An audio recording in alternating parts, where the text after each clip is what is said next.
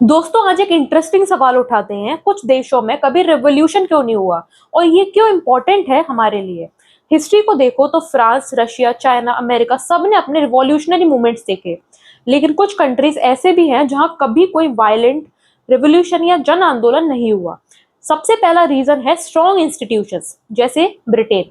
वहां मोनार्की से डेमोक्रेसी में शिफ्ट ग्रेजुअल रिफॉर्म से हुआ। मैग्ना कार्टा से लेकर पार्लियामेंट्री सिस्टम तक लोगों को उनके राइट स्टेप बाय स्टेप दिए गए, इसलिए उन्हें स्ट्रीट पे आकर क्राउन को गिराना नहीं पड़ा।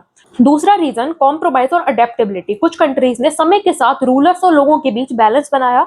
जैसे जापान ने मेजी रेस्टोरेशन के बाद मॉडर्नाइजेशन एक्सेप्ट कर लिया और वेस्ट के प्रेशर को समझदारी से हैंडल किया। तीसरा रीजन है ज्योग्राफी और एक्सटर्नल थ्रेट्स।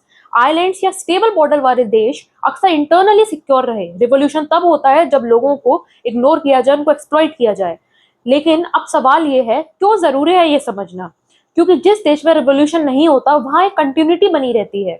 उनके सिस्टम इवॉल्व होते हैं बिना ब्लडशेड के। लेकिन दूसरी तरफ इसका मतलब ये भी हो सकता है कि एक सप्रेस सोसाइटी है जो कभी अपने राइट्स के लिए खड़ी नहीं हुई। आज के जमाने में भी ये मैटर करता है। अगर किसी देश में कभी रेवोल्यूशन नहीं हुआ तो वहां के लोग डेमोक्रेसी को एक गिफ्ट समझ सकते हैं, स्ट्रगल का रिजल्ट नहीं।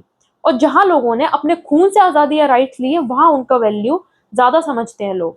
तो कुछ कंट्रीज के लिए रेवोल्यूशन की नॉन एग्जिस्टेंस एक ब्लेसिंग बनी स्टेबिलिटी और डेवलपमेंट के लिए, लेकिन कभी कभी ये कर्स भी है, क्योंकि बिना स्ट्रगल के सोसाइटी अपनी फ्रीडम को इतनी स्ट्रांगली प्रोटेक्ट नहीं करती।